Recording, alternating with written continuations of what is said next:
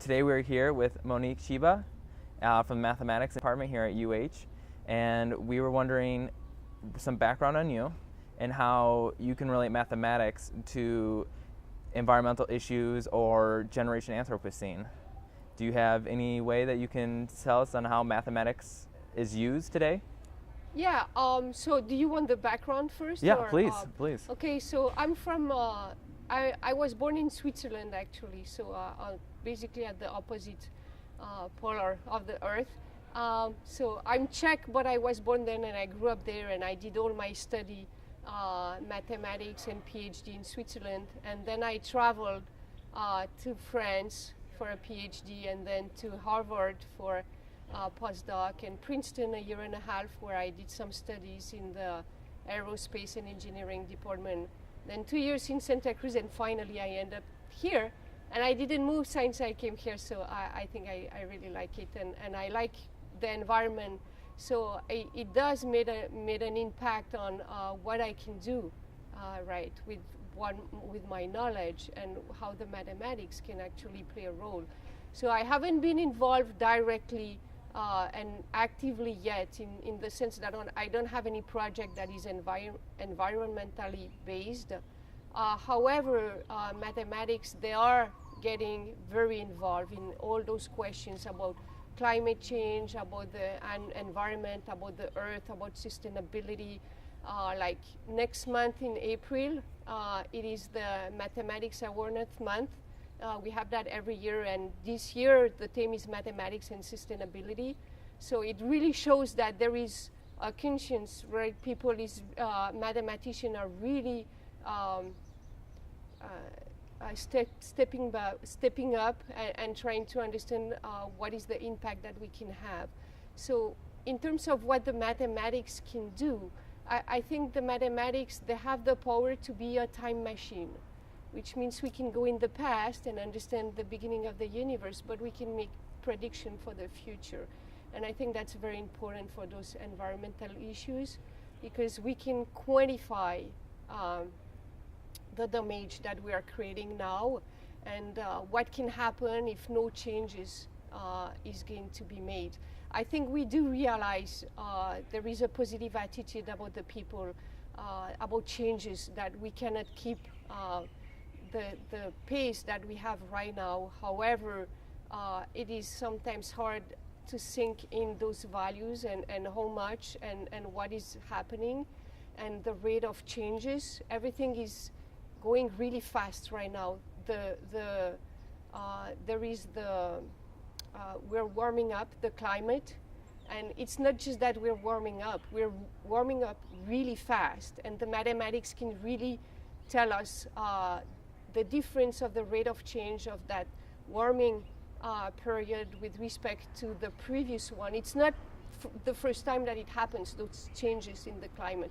We have a lot of time where it was cold and then warm, but what the main difference that mathematics can show is that it is shrinking in time. So that's done through modelization. So we model, we find a mathematical model to describe a real life situation, a concrete application. In this case, it can be climate change or some other environmental issues like population growth and so on. And then based on that model, we can predict what is going to happen if no changes, if things are basically sustained and the rate of change are the way they are right now.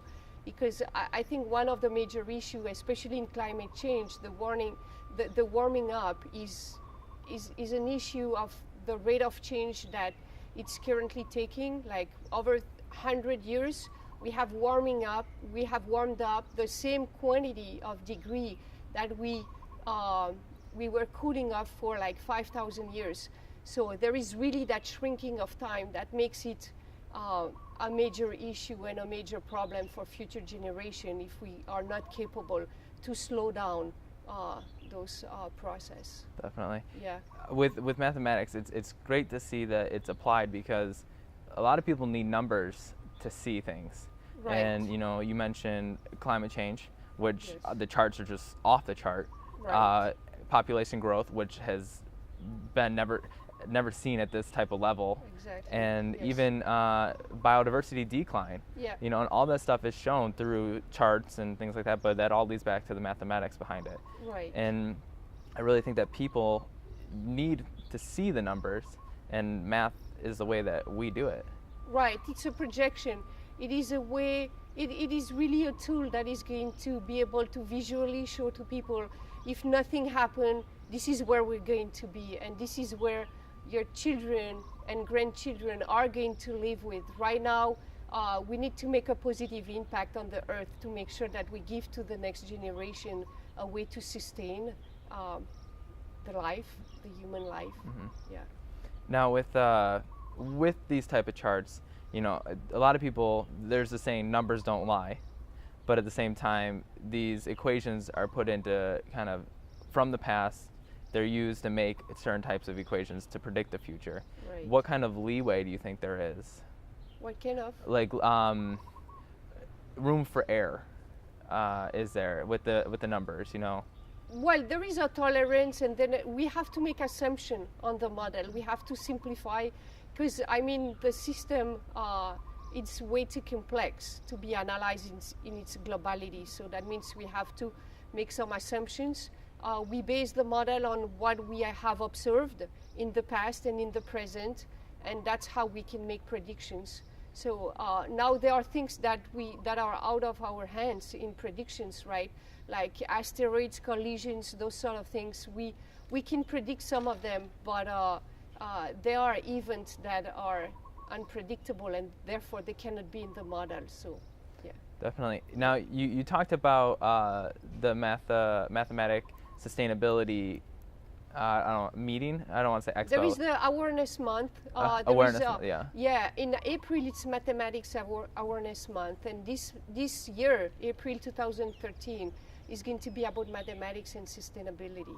Now, where is that meeting? This is just a month. That means there'll be a lot of events going around in the world where mathematicians are going to gather together. There'll be some outreach events. And other things that are going to happen during the month. The theme is going to be sustainability, and then there'll be a lot of discussion around that. Nice, because like I talked to you earlier about, we have an Earth Month festival Right. going on, Yes. and maybe we can interconnect the two. Absolutely. So hopefully we can get some Yes. more information on that. Yeah, and they've been like 6 days ago at the UNESCO. They had Mathematics for Planet Earth Day. This is an event that is happening throughout the year. So in many places there are colloquium, seminar, workshop, outreach, educational activity, and the UNESCO holded, there were like 130 industry and scientists and researchers getting together on March 5th, so 6 days ago, and to talk about all the issues and how mathematics can impact and help us to understand what sort of changes we need to make. Nice. Yeah. Have you? I'm gonna, because you kind of mentioned that it's worldwide, Yes. and that have you seen different types of productivity here in Hawaii than maybe on the mainland or other nations? Yes, I think there is even more probably, because Hawaii is very unique with the ocean. We're in the middle of the ocean, and we're surrounded by the nature, and I mean, any changes, any rise in the ocean because of the warming of the climate is going to be tremendously negative for the island of Hawaii. So we need to be really aware of what is going on and be involved. It is, people are involved everywhere, but I think here we see it first sight that we had some tsunami alerts. We know how dangerous it can be, and the impact that it can have. So I think people are very engaged and very willing to make a difference and to work on changes here.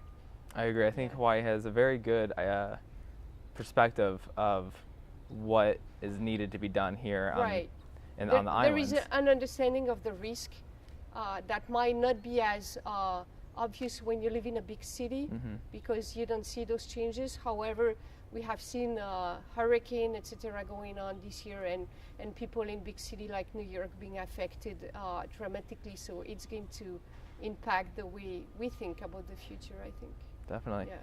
Well, I want to say thank you for coming and talking to us Yes. and taking the time out and taking interest in the project that we're doing. Yeah, sure. Thank you. Good luck with everything. Thank you. Thank you.